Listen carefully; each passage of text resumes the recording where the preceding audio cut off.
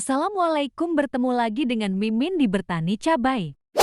Hari ini tanaman cabai Uri 212 berusia 36 hari setelah tanam. Kali ini kita akan melakukan spray yang kelima kali.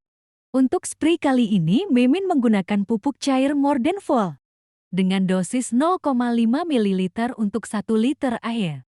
Mordenfol bermanfaat untuk merangsang pembentukan bulu dan serabut akar, tunas, cabang, anakan, meningkatkan pembentukan energi pada saat fase kritis tanaman terutama pada fase peralihan, sehingga kondisi tanaman tetap prima di saat fase generatif. Meningkatkan energi saat pemulihan kondisi tanaman setelah terserang hama penyakit.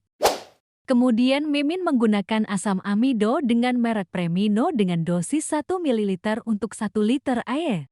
Premino merupakan pupuk organik cair dan senyawa pembentuk hormon tanaman seperti auksin, sitokinin, dan giberelin.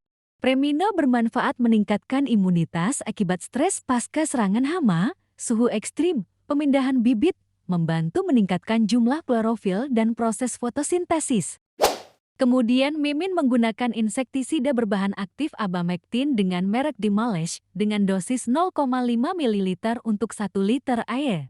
Dimalesh 18 EC sangat efektif dalam mengendalikan hama dari jenis kutu-kutuan akarisida, antara lain terhips, kutu daun, dan tungau. Kemudian Mimin menggunakan fungisida berbahan aktif Mancozeb dengan merek Ditan dengan dosis 1 gram untuk 1 liter air. Ditan merupakan fungisida kontak yang bekerja langsung pada penyakit jamur seperti penyakit bercak daun, penyakit busuk buah, penyakit busuk batang, cacar daun, dan penyakit busuk kaki. Campurkan larutan hingga merata, hingga siap untuk melakukan penyepraian. Pada video kali ini kita akan membahas tentang istilah umum dalam dunia agribisnis. Dilansir dari Kamus Istilah Agribisnis. Yang pertama, fluktuasi. Fluktuasi fluctuation adalah keadaan yang menggambarkan turun naiknya tingkat permintaan atas produk industri, yang cenderung lebih mudah terjadi dibandingkan dengan produk konsumsi.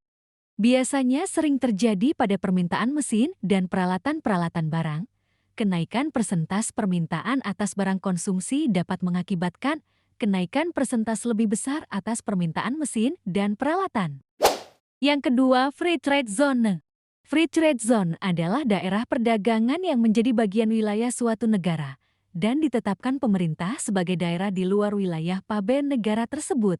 Barang-barang yang berasal dari luar negeri boleh dimasukkan ke wilayah tersebut tanpa dikenakan beban bea atau cukai impor. Yang ketiga, free on board. Free on board FOB adalah kondisi penyerahan barang di antara penjual atau eksportir dengan pembeli, atau importir dengan penetapan harga dihitung berdasarkan nilai barang, ditambah dengan semua biaya sampai barang berada di atas kapal on board. Biaya yang menjadi tanggungan pihak penjual terdiri atas biaya perpajak ekspor, biaya pengangkutan komoditi dan gudang penjual ke dermaga perpelabuhan, biaya muat dan dermaga ke atas kapal, serta biaya memadatkan atau menyusun komoditi. Sedangkan biaya-biaya lain seperti uang tambang, biaya asuransi, biaya bongkar di pelabuhan pembongkaran pelabuhan yang dituju pembeli dan biaya angkut pertransportasi, hingga komoditi tersebut sampai di gudang pembeli menjadi tanggung jawab pembeli importir.